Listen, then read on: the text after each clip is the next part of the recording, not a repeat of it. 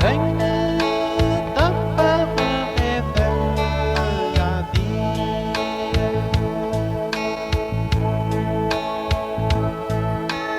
Elle montre le chemin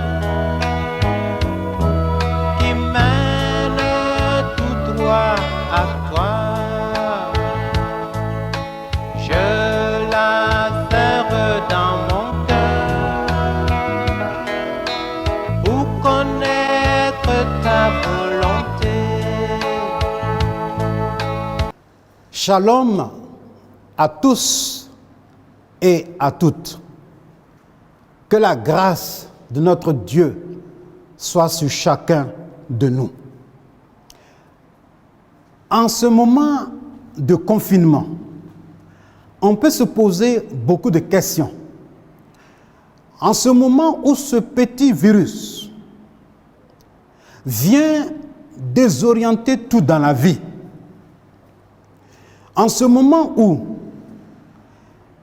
des villes entières sont mises en quarantaine, en ce moment où des pays entiers vivent dans le confinement, il y a lieu de se poser des questions, de savoir en tant que chrétien, est-ce que le confinement est une bonne chose pour le chrétien ou c'est une mauvaise chose? Parce que depuis que les gouvernements ont pris la décision que chacun reste chez soi et qu'on ne fasse que ce qui est essentiel, quand je regarde souvent ce qui se dit sur les réseaux sociaux, eh bien, je me dis qu'il y a quelque chose à faire. Et c'est pourquoi je voudrais aborder ce thème avec nous, le confinement, un espace de démonstration de la foi agissante. Le confinement, un espace de démonstration de la foi agissante. Pour cela, nous allons lire un texte qui se trouve dans Actes, le chapitre 16, à partir du verset 16. Le texte est assez long, mais c'est important que nous le lisions pour pouvoir le commenter pas à pas. Le verset 16 dit ceci: comme nous allions au lieu de prière, une servante qui avait un esprit de python et qui, en devinant, procurait un grand profit à ses maîtres, vint au-devant de nous. Il se mit à nous suivre. Paul et nous. Elle criait: ces hommes sont les serviteurs du Dieu très haut. Et ils vous annoncent la voie du salut. Elle fit cela pendant plusieurs jours. Paul, fatigué, se retourna et dit à l'esprit: je t'ordonne au nom de Jésus-Christ de sortir d'elle. Et il sortit à l'heure même. Les maîtres de la servante, voyant disparaître l'espoir de leur gain, se saisirent de Paul et de Silas et les traînèrent sur la place publique devant les magistrats. Ils les présentèrent au prêteur en disant: ces hommes troublent notre ville.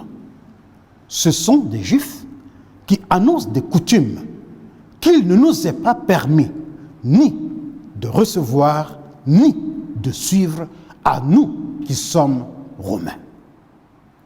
La foule se souleva aussi contre eux, et les prêteurs, ayant fait arracher leurs vêtements, ordonnèrent qu'on les bâtît de verges.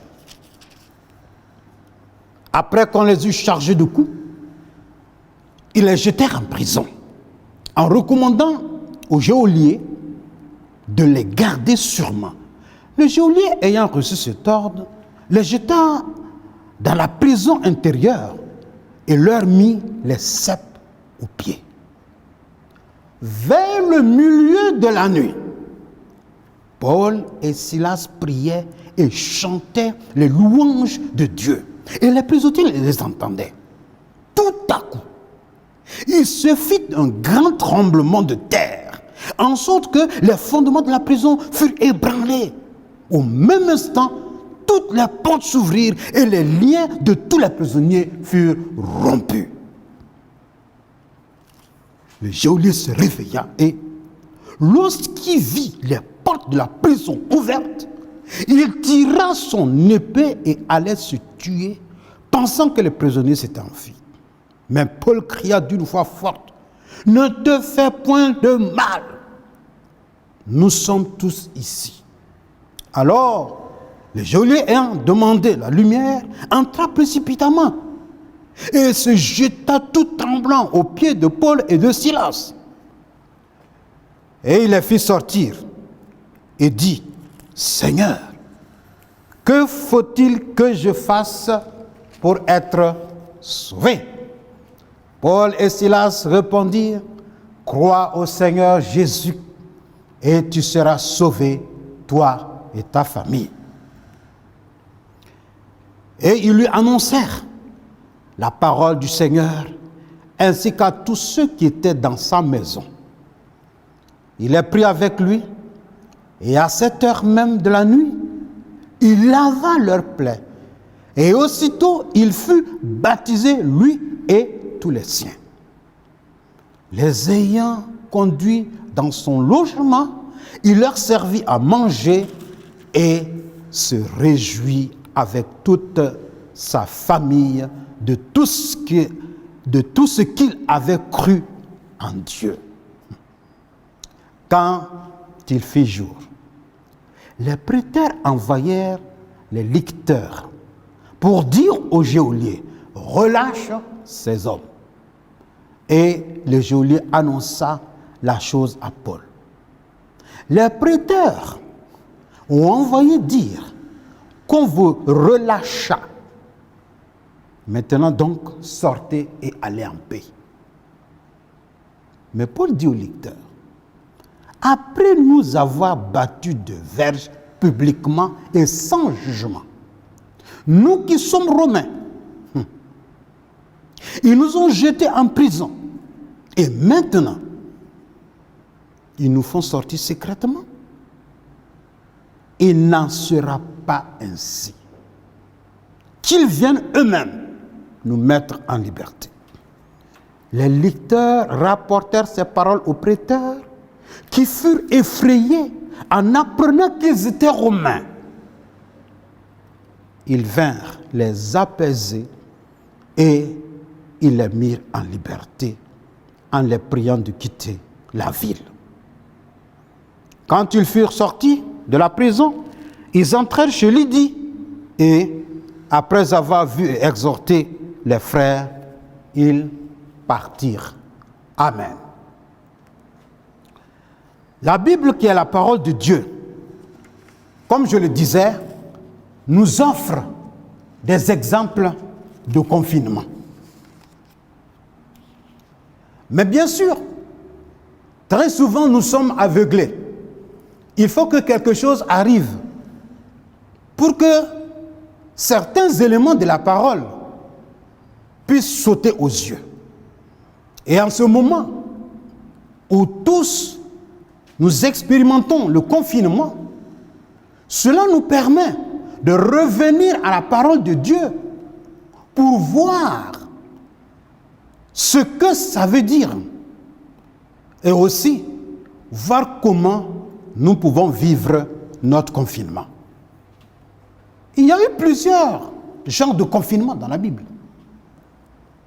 Noé a été confiné dans l'arche, lui et les animaux et sa famille.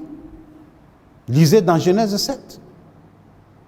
Le peuple d'Israël, avant qu'ils ne sortent d'Égypte, le jour où l'ange de la mort devait passer, a été confiné dans les maisons. Exode 11 et 12. Rahab et sa famille ont été sauvés. Mais la seule condition était qu'ils restent en confinement dans leur maison. Josué 2. Que dire de David et ses hommes qui étaient confinés dans des grottes pour pouvoir sauver leur vie? 1 Samuel 22, 1 Samuel 24. C'est dans le confinement que l'Esprit de Dieu est descendu le jour de Pentecôte sur les disciples. Acte 1. Et aussi, aujourd'hui, nous voyons que Paul et Silas étaient en confinement ici, dans une prison.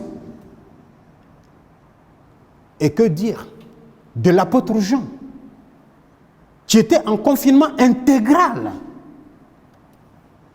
sur l'île de Patmos. Mais cela a débouché sur une extraordinaire expérience avec le Seigneur. Et cela a donné naissance au livre de l'Apocalypse.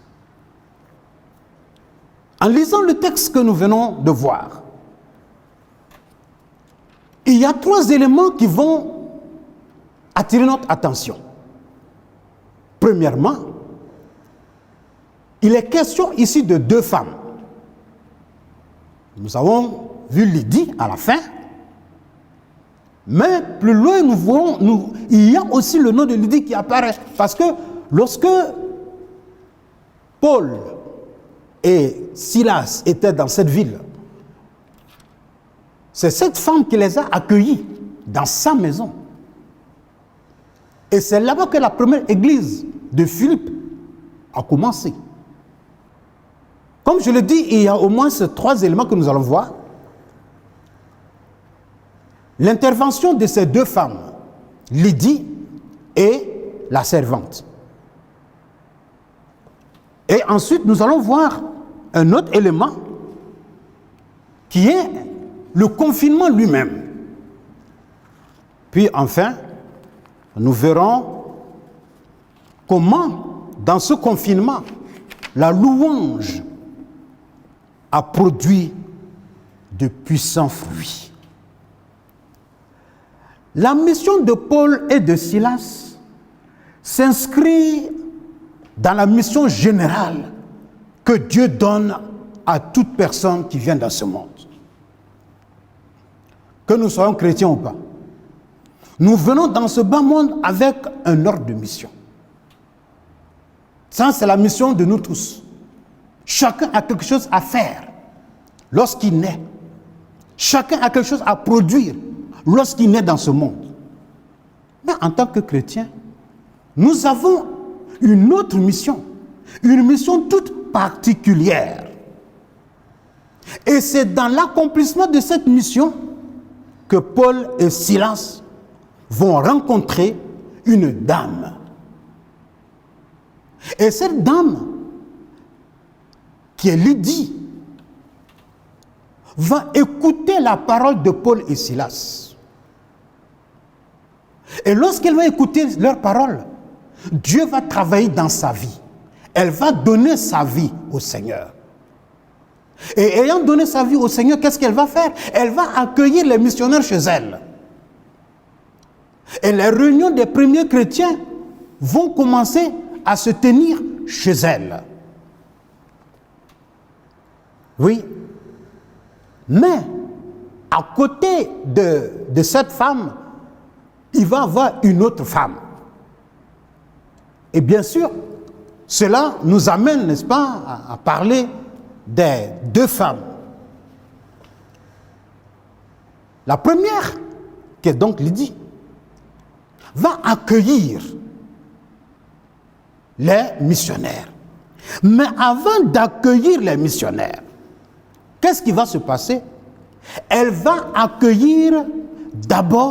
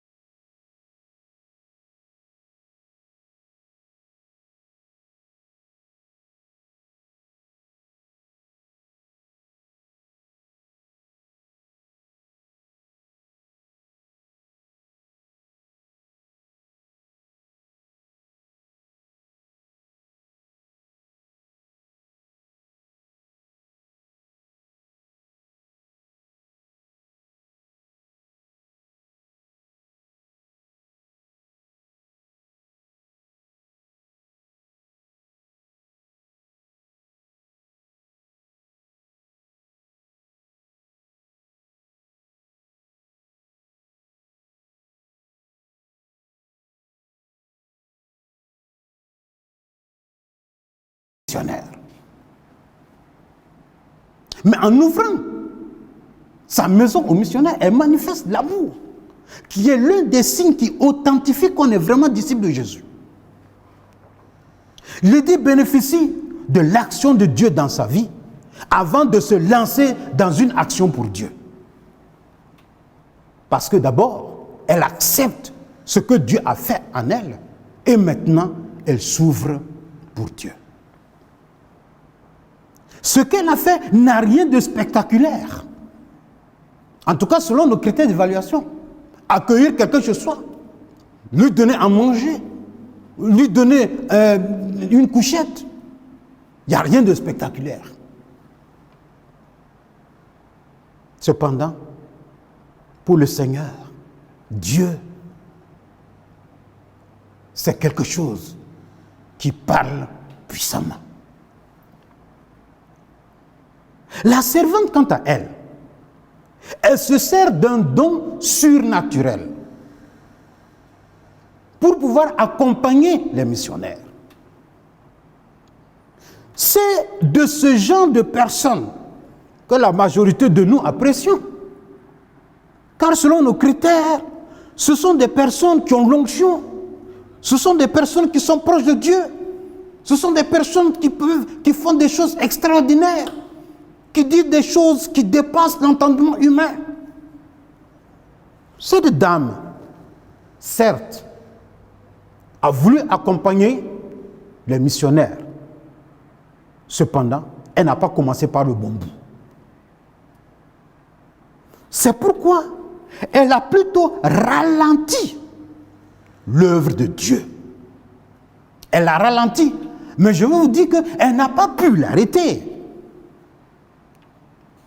Puisque lorsque Paul a vu qu'elle était poussée par un esprit qui ne venait pas de Dieu, eh bien Paul a chassé cet esprit de cette femme. Est-ce que cela voudrait dire que ceux qui exercent des dons surnaturels ralentissent tous l'œuvre de Dieu? Non. C'est pas ce que ça veut dire. Mais dans le cas de cette dame, eh bien, pourquoi ça ralentit? Parce que cette dame n'avait pas une relation personnelle avec Dieu, avec ce Dieu que Paul prêche. Elle n'avait pas une relation personnelle avec ce Dieu. Le message n'avait pas rejoint son cœur pour l'amener à accepter le Seigneur dans sa vie. Ce qui est le contraire de Lydie. Lydie a été rejointe par le message et elle a accepté le message. Et ayant accepté le message, qu'est-ce qu'elle a fait? Elle a ouvert, n'est-ce pas, ses bras pour accueillir les missionnaires. Cependant, ici, celle-ci, elle avait un don surnaturel. Mais peut-être que ce don l'a aveuglée. Ce don l'a aveuglée de telle sorte que, eh bien, elle ne pouvait pas voir le message que Dieu voulait lui apporter. Il a fallu que l'esprit qui est en elle, qui l'empêchait donc de voir le message que Dieu voulait lui donner, il fallait que cet esprit sorte. En effet, ce n'est pas tout ce qui se fait dans l'église où on voit de l'extraordinaire qui montre que nécessairement ça vient de Dieu. Surtout qu'aujourd'hui, la majorité de nous, nous aimons mieux voir les choses extraordinaires. Mais, bien que cela soit compréhensible, faisons attention, parce que ce ne sont pas nécessairement les choses extraordinaires qui prouvent que Dieu est avec nous. Nous sommes donc appelés, comme la parole de Dieu nous dit, à éprouver les esprits. selon ce que 1 Jean 4:1 nous dit. Bien-aimés, n'ajoutez pas foi à tout esprit, mais éprouvez les esprits pour savoir s'ils sont de Dieu. Car plusieurs faux prophètes sont venus dans ce monde. Oui. Et aujourd'hui, quand vous regardez, quand vous allez sur le net, vous avez ces prophètes-là, vous avez plusieurs faux prophètes sur le net. Qu'est-ce qu'on ne nous dit pas? Des choses que peut-être on aimerait entendre. Mais, mes frères et sœurs, je voudrais simplement attirer notre attention. Ayons le discernement. Prions que le Seigneur nous donne du discernement. Parce que tous ces messages que nous entendons aujourd'hui sur le net, tous ces messages même que nous entendons sur les télévisions, cela ne veut pas dire que ce sont des messages qui viennent de Dieu. Au contraire, c'est des messages quelquefois qui ralentissent l'action de Dieu dans vos vies. Et c'est pourquoi nous devons veiller à ce que nos vies ne soient pas trompées par ce qui frappe l'œil. La Bible nous dit que l'homme regarde à ce qui frappe les yeux, mais l'Éternel regarde au cœur. Oui, frères et sœurs, en délivrant cette dame, qu'est-ce qui va se passer? En la délivrant, les patrons vont se plaindre. Et Paul et Silas vont être mis en confinement intégral. Dans ce confinement intégral, eh bien, peut-être que si nous étions à leur place, nous allons commencer peut-être à dire, mais Seigneur, je suis en train de faire ton œuvre. Pourquoi est-ce que tu permets cela? Aujourd'hui, beaucoup d'entre nous sont habitués à ça. Beaucoup d'entre nous, nous pensons que lorsque nous faisons l'œuvre de Dieu, tout doit aller comme sur des roulettes. Tout doit bien se passer. Rien de mauvais ne doit arriver. Rien de mal ne doit nous arriver. C'est possible. Mais nos pensées ne sont pas les pensées de Dieu. Le pouvoir surnaturel du monde utilisé pour faire avancer l'œuvre de Dieu va entraîner l'exercice de l'autorité venant de Dieu pour y mettre fin à cela. Et bien sûr, cela va amener les missionnaires en confinement. Mais dans ce confinement-là, qu'est-ce qui va se passer? La Bible nous dit qu'ils vont être en prière. Mais la question que je me pose, ont-ils prié contre ceux qui les ont jetés en prison? Ont-ils prié pour sortir de la prison? Leur prière n'est pas constituée de requêtes. Et si tel était le cas, ce ne serait que pour que l'évangile progresse.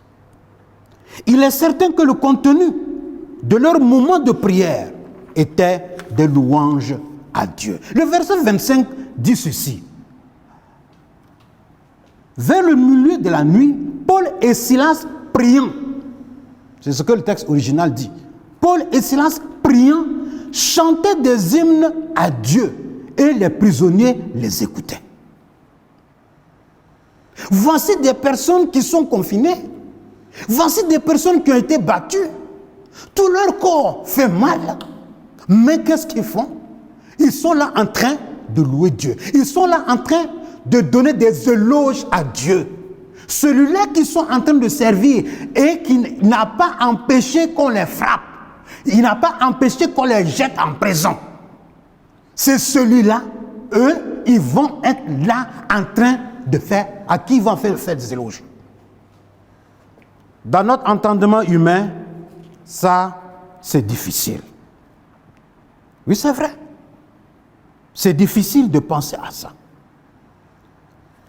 Mais, pendant que Paul et Silas étaient en train de glorifier Dieu, étaient en train de louer Dieu, qu'est-ce qui va se passer? Les prisonniers vont entendre, les prisonniers vont les écouter. Et c'est alors que la puissance de Dieu va descendre. Dans ces corps affaiblis, mais louant Dieu, Dieu va se manifester. Les fondements de la prison vont s'ébranler, les chaînes vont se briser. Et voici, la libération va arriver. Oui, frères et sœurs, lorsque cela est arrivé, le gardien de prison, voyant que les chaînes étaient libérées, les portes étaient ouvertes, a failli se donner la mort. Mais Dieu est intervenu. Au lieu qu'il mette fin à sa vie, Dieu va faire que ce soit le début même de sa vie, la vie éternelle. C'est alors qu'il va se donner au Seigneur, parce qu'il a cru en Jésus-Christ. Pour terminer, je voudrais juste relever 3 choses. Le confinement de Paul et de Silas nous interpelle sur plusieurs points. Premièrement, il n'y a pas de confinement qui puisse arrêter l'œuvre de Dieu, encore moins l'exercice de la foi. Donc, n'ayons pas peur. Même si nous sommes confinés dans nos maisons, cela n'arrête pas l'œuvre de Dieu. Même si nous avons fermé les églises, cela n'arrête pas l'œuvre de Dieu. L'œuvre de Dieu, c'est d'abord dans toi. L'œuvre de Dieu, c'est d'abord en toi. L'œuvre de Dieu, c'est dans le monde. Et l'œuvre de Dieu va continuer. Paul et Silas étaient là dans cette prison confinée. Mais non. Mais Dieu n'a pas arrêté de travailler.